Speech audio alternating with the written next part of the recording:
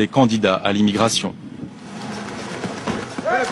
Nous sommes au Maroc, à 2 kilomètres de l'enclave de Melilla. Une chasse à l'homme a commencé. Les forces marocaines appellent ça une opération de ratissage. C'est la deuxième de la journée. Je crois qu'il est récent. Il est récent. Il est récent, hein, ils ont mangé.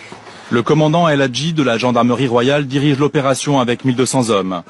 Leur objectif, nettoyer le bois qui abrite jusqu'à 1000 clandestins africains dans des campements de fortune. Trace préparatif des échelles. La fabrication des échelles qu'ils utilisent lors d'accéder à la mairie. Oui. On va revenir après, il faut ça. Où est-ce qu'ils sont? Finalement. Ah, voilà. Jibo, Jibo. Bon, voilà, hein, ils ont arrêté. Hein.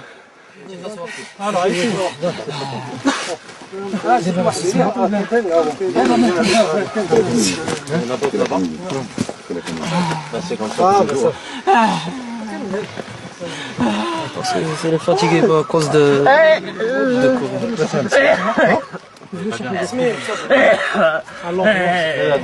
Apeuré, épuisé par la course, le ventre vide, le jeune homme vient de Guinée-Bissau. Il a 16 ans.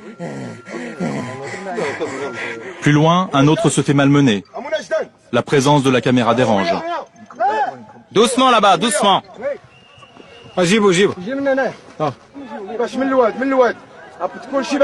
Vous voyez comme c'est pas facile, ils profitent du terrain. Nous avons un autre dispositif, un autre groupe qui arrive de l'autre côté du Talvek. Et en plus, nous avons un dispositif d'accueil, de recueil de l'autre côté de la montagne.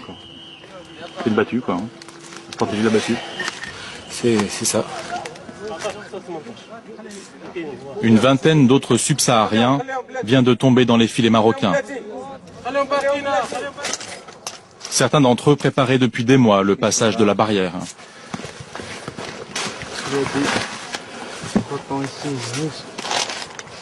Mon colonel.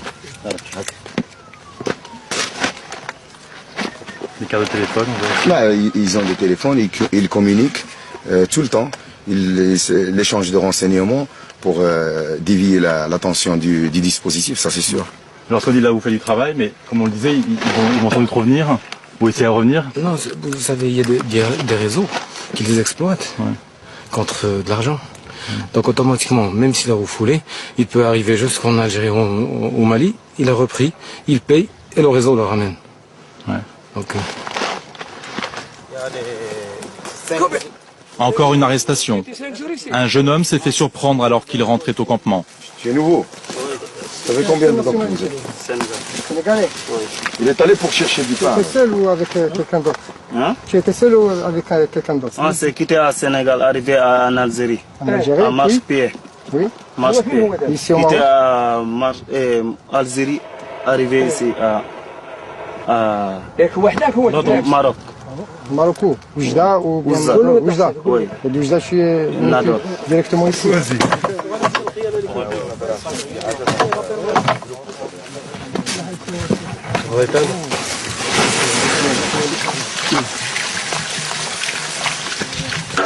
Attends, mon bagage, il est là-bas. Viens. Pas de bagage, pas de bagage. Pas de bagage. Pas de bagage. Vous abandonnez tout.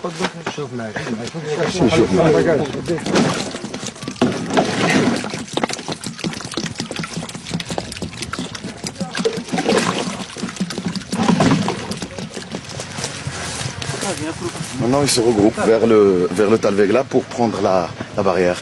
Ils se regroupent pour organiser un assaut.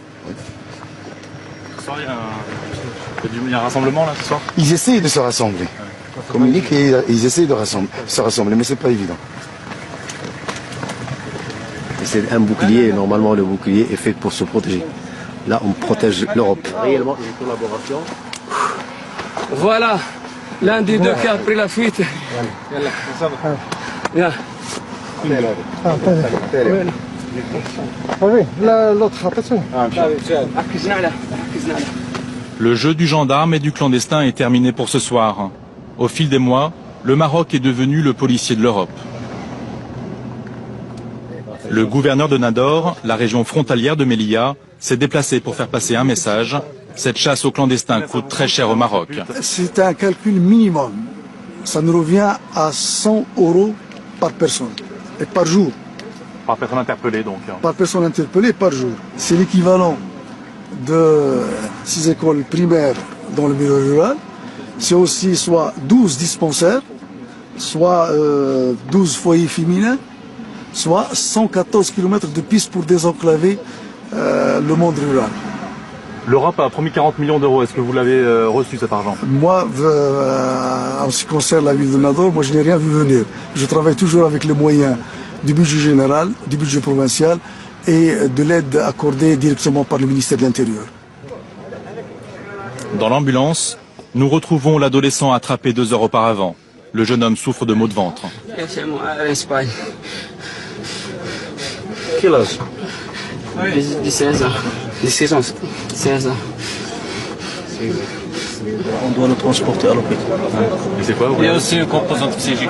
Il n'a pas accepté qu'il soit capturé. Tragique, cette chasse à l'homme que les autorités marocaines nous ont autorisé à filmer tourne parfois au drame. Lors de précédents ratissages, il y a eu des témoins, des médecins espagnols venus discrètement au Maroc pour soigner des clandestins victimes de violences. Tout cela me bouleverse, parce que je l'ai vécu de près. Quand ils ont vidé le bois de Gourougou, au Maroc, on est parti les soigner dans la campagne, sous les arbres, à l'abri. Si on restait sur les chemins, si la police marocaine nous voyait, alors elle nous embarquait. Ils avaient des blessures incroyables. Certains s'étaient fait arracher les oreilles.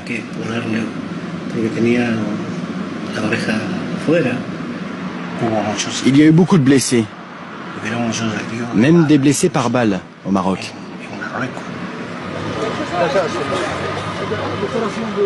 À 2 mètres des grillages espagnols, la course à l'Europe s'est interrompue ce jour-là pour 90 Africains. Barrière, ils vont monter à 6 mètres. Ça va vous arrêter, ça, ou pas? Même si vous avez monté jusqu'au ciel, on va rentrer. Parce qu'on est venu pour ça. Tous, ils ont fait la promesse de revenir. Les Marocains, eux, sont bien décidés à les en empêcher. Comment? Pour le savoir, nous descendons vers la frontière algérienne, à 200 km au sud de Melilla, aux abords de la ville d'Oujda. C'est ici, au pied de la montagne algérienne, que tous les clandestins arrêtés au Maroc sont rassemblés avant leur expulsion. Oujda, c'est aussi le principal point d'entrée des immigrés.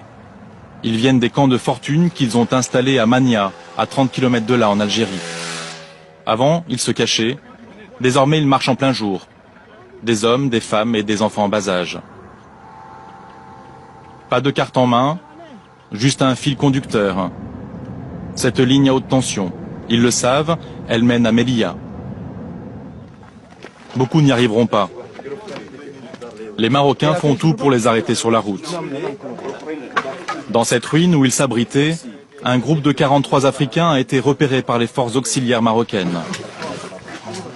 À 10 km seulement de la frontière algérienne. 2 heures de marche. Ce groupe sera conduit comme les autres dans un commissariat avant d'être expulsé. Le Maroc est chargé de les éloigner. Dans quelles conditions? Nous nous rendons dans une brigade de la gendarmerie à Touissit, au sud d'Oujda.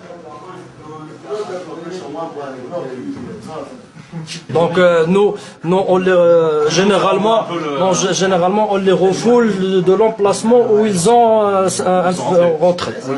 Refoulés vers Oujda, ça c'est la version officielle. La vérité est bien différente. Ces Nigériens et ces Maliens vont nous révéler les méthodes marocaines en matière d'expulsion. Normalement, ils déportent les Noirs à Oujda. Et ensuite, on va à Mania. Ils nous ramènent de là où on vient. Mais malheureusement, maintenant, ils nous transportent en bus, en plein désert. En plein désert. 5 personnes sont mortes. On ne connaît pas cet endroit-là. On ne connaît pas cet endroit. Ils nous ont balancés comme ça. Ils disent qu'ils ont été refoulés, ils ont été pris. Ils ont été refoulés très très loin dans le Sahara, à 500 km d'ici. Dans le Sahara au sud marocain.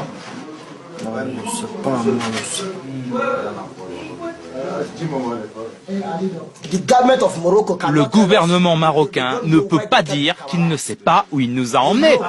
Ils savent. Il y avait 9 bus. Dans chaque bus, il y avait 45 noirs. Alors faites vous-même le calcul. Voyez de combien de noirs je veux vous parler. Alors qu'ils nous disent qu'ils ne savent pas, ça c'est un mensonge. Les soldats algériens nous ont sauvés. Ils nous ont donné à manger, à boire, tout ce qu'il fallait. En principe, quand tu expulses les Noirs, tu dois les remettre aux autorités algériennes, en leur disant, voilà, c'est des Noirs, aidez-nous à les renvoyer chez eux. Ils ne peuvent pas nous laisser dans le désert, nous ne sommes pas des animaux. Ces bus qui expédient les clandestins dans le Sahara, nous les retrouvons devant le commissariat central d'Oujda. Voilà, on n'est pas criminels. On part en Europe pour gagner notre avenir. Notre avenir, c'est pour passer. Parce que nous, on est des pauvres. Mais les Marocains, ils nous ont traités mal.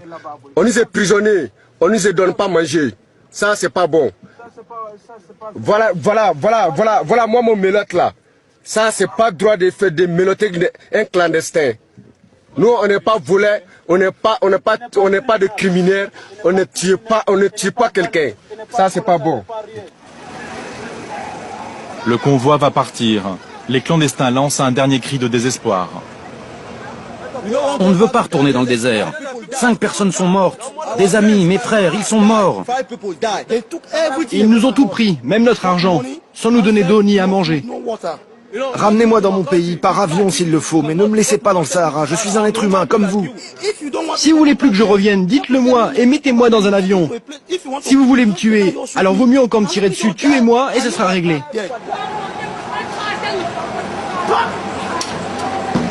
3 jours plus tard, ces 250 Africains seront retrouvés en plein désert par une ONG.